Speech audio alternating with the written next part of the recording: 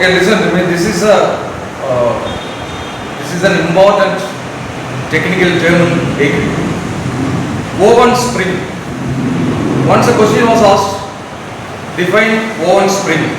One student has written, there are two springs connected in the oven, that is called oven spring. Actually, he doesn't know anything about bakery, right? But oven spring is a term used to define the rise of the volume of the bread piece when it is loaded to the oven immediately because of the temperature change in the oven. Usually the breads or the rolls or any yeast fermented products which are baked from 180 degrees Celsius to 220 degrees Celsius. Within this temperature, once after proofing, when this bread is loaded into the oven, because of the rise in temperature in the oven cabinet, suddenly the rolls or breads, it rises rapidly. That is from one size to thrice of its volume slowly because of the rise in temperature. It is called oven spring. Usually I told you the ideal proofing temperature is 27 degrees Celsius to 32 degrees Celsius. After that, the proofing or the fermentation, it will be vigorous faster, and once the temperature, the core temperature, internal temperature of the bread reaches to 60 and above, 62 degrees Celsius, all the yeast cells will die and further there will not be any yeast activation. So technically this process is called as oven spring. It's an important term one baker must know. Right? We are going to see is fermentation tolerance, which is otherwise called as bench tolerance. This is nothing but when the dough is divided into units and kept on a bench or a table, right? It has a capacity to withstand for a longer time fermenting slow enough without breaking the gluten is technically called as fermentation tolerance or bench tolerance. Once again I repeat, the ability of the flour gluten, that is the flour protein, that is gluten, to extend or expand beyond its extendability, right? The ability of the flour protein gluten to expand beyond its extendability without breaking is called bench tolerance. So once after a level more than the capacity of the gluten, if it is expanded, the gluten strands will break and the bread goes flat, right? To prevent that, we have to use a better hard wheat flour with a good protein quality, so we will get a better bench tolerance which will result in a better quality product. What do you mean by fermentation? Fermentation is a process in which yeast react with the sugar to form ethyl alcohol and carbon dioxide under favorable conditions, that is the right temperature around 28 to 32 degrees Celsius and with the moistness and yeastful. Sugar is the yeast. Proofing is another technical term. This is the rest time given for the dough once it is divided and molded into units, allowing it to ferment enough to rise at the ideal temperature of 28 to 32 degrees Celsius in proofing cabinets especially. For us, we don't require any proofing cabinets as our temperature is not more than 28 or 29 degrees Celsius. Whereas in the cold countries, it is mandatory to have a proofing cabinet with the set ideal temperatures. Otherwise, the fermentation process will be either dormant or very slow. The term bleeding in bakery. Generally we don't think, if you meet with any accident, we bleed, right? It's not like that in bakery. The term bleeding denotes any cut surface of the dough by using a knife or fork. If you just put a cut or roughly if you tear it off, the carbon dioxide gas which is formed in the dough, it will escape. So the escape of gas from the cut surface of dough is called bleeding. Any shortening is mixed with solids like sugar with the purpose of incorporating air. So mixing shortening with solid mass. Shortening is fat. Shortening is nothing but any form of fat is called shortening. Shortening. Shortening. Shortening. Shortening is nothing but any fat content. For instance, oil, cake margarine, butter, dalda, all these things are generally called as shortening. I will explain in the next term why is it called so. So, creaming is mixing the shortening, that is the fat, with the solids like sugar continuously to incorporate air. That process is called creaming. We do cream for making cakes, we do cream for making cookies, biscuits, etc. Shortening. Generally, shortening the term we use to refer that all fats. Actually, shortening is a property of all fats and oils to break the gluten texture and giving a short texture, especially for cookies and biscuits and for cakes. Right? Once the fat content is slightly more in any flour-based product, it will not allow the formation of gluten. It will break the gluten structure and it gives a shortening effect. In fact, that is why it is called as short crust pastry.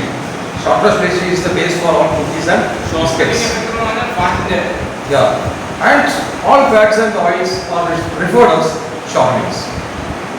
Combining two or more ingredients which are immiscible in nature is called emulsification. We simply do not call it as mixing or blending because there are some ingredients like oil and egg yolk, oil and water which will never mix each other until we do not follow a proper procedure. Say for example, when we make mayonnaise in a clean pure egg yolk, we gradually drop by drop add oil and continue to beat it or whip it, continuously incorporating the oil gradually drop by drop, right, as per the quantity of the recipe, and we get a better end product. That is why we use the term emulsification. Right? Cake batter is an emulsion. Mayonnaise is an emulsion. The next important term you have to learn is meringue. The spelling is M-E-R-I-N-G-U-E, but still we pronounce it as meringue. Meringue is nothing but a mixture of beaten egg white and sugar. Beaten egg white and sugar into a hot peak stage is called meringue. There are different types of meringue: chocolate meringue, Italian meringue, French meringue, etc. Right? It's a base for macaroons. By the term macaron, right? Many people ask me, do you know how to make macaron? And Thuthukudi is a place, we can find most of the bakeries and the shops selling macarons, varieties of macarons. And some tricks are there in making macarons. You can also make it, you know how to make a proper meringue, right? It's nothing but a mixture of powdered nuts like cashew nut, almonds, right? 2/3 of powdered nuts and 1/3 of this meringue, which is nicely baked in slow temperature to get soft, light and crispy, crumbly macarons. See a word custard. Mostly many people use this word custards, puddings, right? Basically it has got a definition. It's a mixture of milk, eggs and sugar cooked into a separate consistency.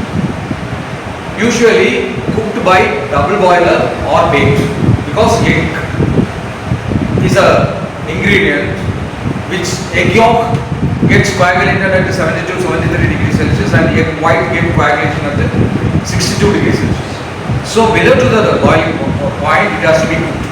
So we prefer to use a double boiler. We steam it. We use little water in a vessel and on top of it we put another vessel and we cook this mixture to a coating consistency. And if you want to make a pudding or a hot dessert, again we make a different custard. There are different types of custard. One is creme anglaise. Creme anglaise is actually a sauce cooked into coating consistency, flavored with the vanilla essence and accompanied for various desserts as a sauce. Creme anglaise is called as, or pastry cream. Pastry cream is very similar to your creme anglaise, right? Slightly thickened with maida. Slightly flour is used to thicken the creme anglaise, the simple custard mixture. Creme anglaise is called as custard, whereas pastry cream in French is called as confectioner's custard. Right? Both are accompaniments for desserts. One more custard is there, quick custard. Quick custard or instant custard. This is a custard we obtain by using custard powder available in the market. Custard powder is nothing but it's a mixture of corn flour, yellow color and vanillin essence flavor. We make fruit custard, right? Custard. Boil 1 liter of milk with 80 grams of custard powder, which is dissolved in water. Add it, slowly you cook it till it thickens. At the end, you add sufficient sugar, that is 30-40%. Then cool it aside. You can mix essence, the fruits according to your like. It will become a fruit custard. It's a simple dessert. Similarly, if you use corn flour, in French it is called as blanc mange. Blanc mange. Blanc means white, mange means to eat. It's a French term. So this is also an instant custard. One more custard is there, baked custard. Baked custard is nothing but your caramel custard or creme brulee. Both are French hot desserts made by the basis of this custard.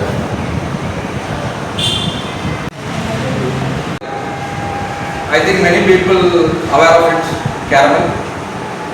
Caramel is nothing but sugar melted into golden brown color.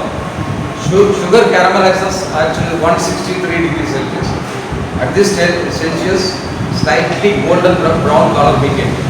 We slowly cook the sugar on a saucepan, gradually stirring it, mixing it. Once it reaches exactly into golden brown, stop it, remove it. That is called caramel.